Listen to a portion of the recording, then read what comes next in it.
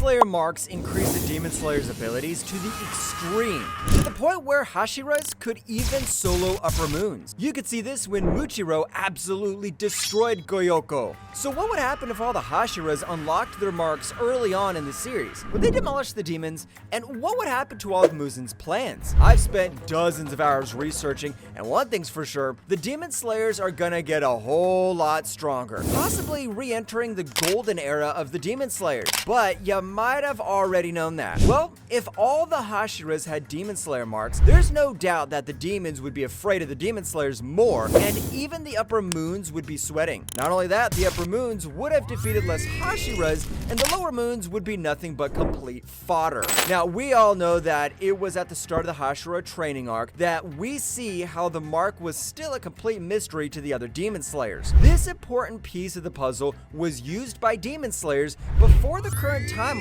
to just beat demons, like it was nothing. But as time went on, the info about the mark got lost, and the one thing that stuck with them were their breathing techniques. Now, if you're wondering what exactly the mark does, well, the answer to that is quite simple. First of all, the marks just boost the user's strength and speed by a lot. Secondly, unlocking the mark also allows the user to perform other crazy abilities, one of which is literally turning their weapons bright red. The bright red Nincharin weapons create enough heat to the point that demons couldn't even regenerate. So, what would happen if every Hashira got their marks earlier in the series? Well, since the mark doesn't allow the users from living past the age of 25, most of the Hashiras are safe except one. So, who is it? Well, 𝗪𝘰𝗵, during his introduction, was already 27 years old, meaning he's just past the expiration date if he unlocked his mark earlier in the series. But let's assume that he unlocked his mark the same way he did in the series, near the end. You know, to give the man a fighting chance, because come on, he's blind, and it'll just be so cruel if we didn't give him a mark and just kill him off. The first thing that I would change in the original plot would be the Infinity Train arc, where Rengoku actually unlocks his own mark during his fight against Akaza. Now,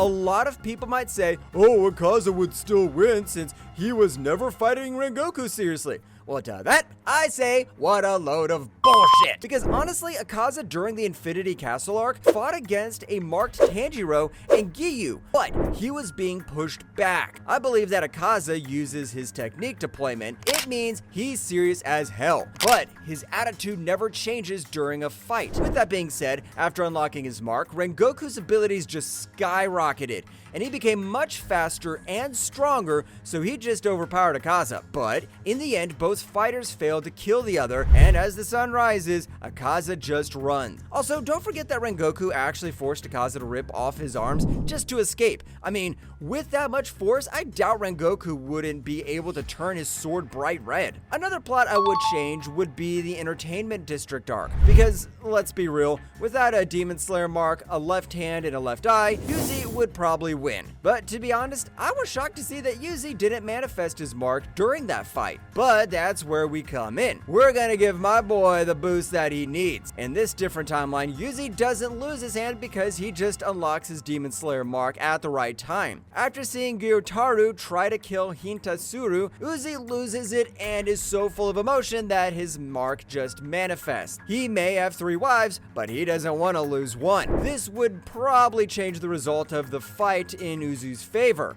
Not to mention, manifesting the red blade would be easy for Uzui, since earlier in that fight, even when Gyutaru complimented Uzui's grip strength, which is technically one way to turn their weapons into a bright red blade. In the end, beating Daki and Gyutaru would happen and Uzui wouldn't need to retire. With this major plot twist, their chances of defeating Muzan while keeping casualties low just looked better, because Uzui is gonna be on the front lines in the final arc. Moving on, during the Swordsmith village arc, Rengoku is gonna replace Genya because his sword was broken during his fight with Akaza. But Muichiro would still unlock his mark during his fight against Goyoko. On the other side of the village, Kanroji would fight with Rengoku against Zohakuten, which is Hate Tengu's strongest form. Meanwhile, Tanjiro and Nezuko would go and hunt down the Upper Moon 4's original body. While fighting Zohakuten, Rengoku activates his mark. This is why Kanroji also unlocks her mark. Rengoku and Kanroji hold back Zokuten, while Tanjiro eliminates Hantengu's true body, finally ending the entire battle. Still, we and Muzan find that Nezuko cannot be killed by the sun, and you already know Michael Jackson's just evilly planning in the corner. As Ubuyashiki gathers the Hashiras to talk about the events that happened in the Swordsmith village, two new faces will also be in this meeting. With Uzui not retiring and Rengoku surviving his fight against Akaza, the number of Hashira wasn't reduced and their forces are much stronger than before. This time, Uzui, Muichiro, and Rengoku were able to give a clear guide on unlocking their marks. Meanwhile, the plan to ask Lady Tamayo for help in finding a way to defeat Muzan was underway. Basically, the Demon Slayers are not only on steroids, but there's a lot more of them. With a semi-solid foundation and an idea about the Demon Slayer mark, the rest of the Hashira go ahead and try to unlock their marks as soon as possible to prepare for the final battle.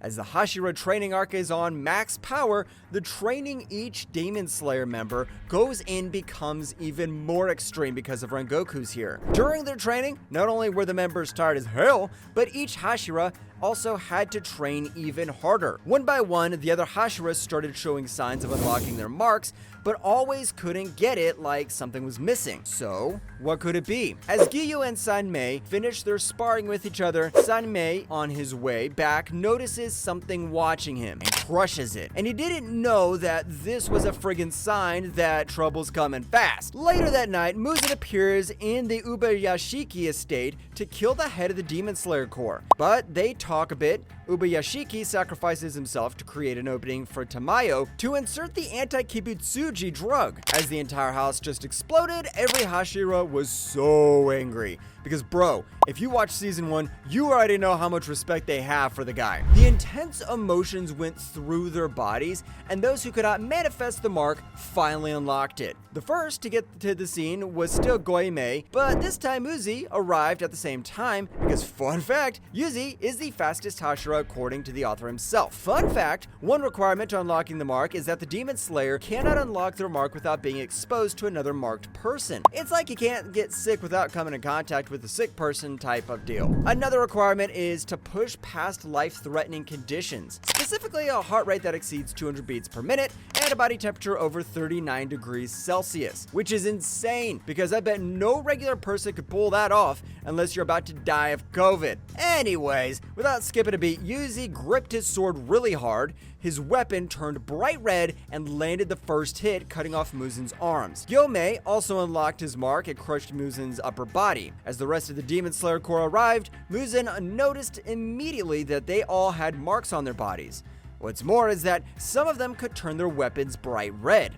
This scenario scared Muzan and reminded him of the man who gave him PTSD. As the Demon Slayers become ready, they teleport inside the Infinity Castle where the real fun begins. Okay, things have been getting crazy, but I bet you'll be so hyped to know what happens next. Inside the castle, the Demon Slayers are split apart by Nakime's Blood Demon art. Without wasting any time, the demons ambush the Demon Slayers, but they instantly die. As the Hashira just killed demons left and right, they met their match. Giyu and Tanjiro fight against Akaza.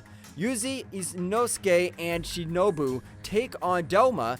Meanwhile, Kanroji and Iguro try to deal with Nakame's annoying demon art. On the other hand, right before Kokushibo could cut off Muichiro's arm, Rengoku and Gyomei arrive just in time to block the Upper Moon 1's attack. Everything becomes more intense and the Hashiras are slowly winning. Tanjiro and Giyu defeat Akaza. Shinobu, Uzui, and Inosuke win against Doma without losing anybody. Not to mention, Shinobu cut off Doma's head by unlocking her mark. Once her mark manifested, she became strong enough to cut off the Upper Moon's head by borrowing Kanao's sword. And of course, she trash-talked the hell out of him. On the other hand, Sanmei, Rengoku, Gyomei, Muichiro, and Genya also win against Kokushibo, but with the same outcome. Muichiro and Genya both die. I mean, you can't expect them to win without someone dying, right? That's Kokushibo we're talking about, and there's no way in hell he's dying without taking someone with him. As this story's about to end, the part where Yushiro takes control over Nakime and sends everyone outside happens without any problem at all. Once they're outside, the Hashiras start start working again. At this point, the sunrise countdown arc begins. With 4 hours more to go, the Hashiras stand strong and put their lives on the line to either hold off Muzan until the sun rises or just kill him. With Gyomei, Rengoku, and Uzui taking the lead, they start unleashing a lot of attacks. They give everything, and they move as if they are one. Later on, mere Hashiras start coming in and join the fight. By this point, Muzan starts slowing down because he has already aged 9,000 years because of the drug Tamayo and Shinobu created. Along with slowing down, Muzan's scars start appearing again. During their battle, Yoriichi literally scarred Muzan both physically and mentally. The cuts Muzan got didn't even heal after hundreds of years. So not only did Yoriichi give the Demon King PTSD, but quite literally left his mark. Another useful skill the marks gives is allowing the users to see through their opponent's body like it's an X-ray minus the radiation part. This actually allows Yoriichi to hit all of Muzan's vital spots without even sweating.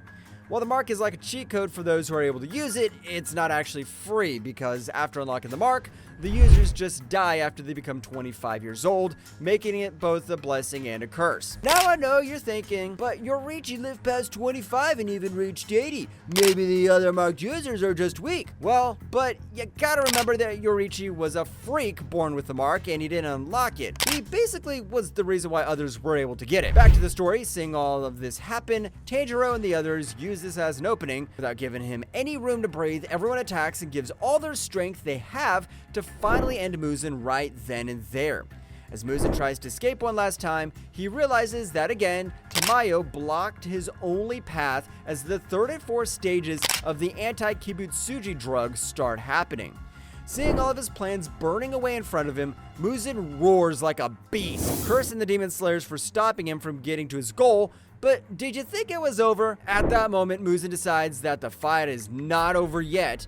Muzan uses every bit of energy he has left to at least kill some of the Hashiras, but obviously this attempt was worthless because his attacks landed on nothing but air and dirt. The Hashiras easily dodge his attacks and counter. In a last-ditch effort, Muzan transforms into this giant ugly baby, hoping that this tactic would allow him to survive and see another day. But you know what they say, the bigger they are, the harder they fall, and that's exactly what happened. While he tried his best to crawl away, the Hashiras instantly cut off all his limbs and pinned his gigantic body to the ground as the sun started to rise. Muzan's body starts crumbling, and while he screams in pain, the Hashiras watch as Muzan's body starts turning into ash. With Muzan finally dead, the Demon Slayers celebrated. All this was done because of the gift the first marked swordsman gave the Demon Slayers. Now that was crazy, and it was an overwhelming victory for all the Demon Slayers. I mean, Muzan was just bullied to death, but have you ever wondered what's going to happen if the Upper Moons betrayed Muzan? Check this video out to know what happens because you might be surprised that Kokushibo is starting to look like the hero.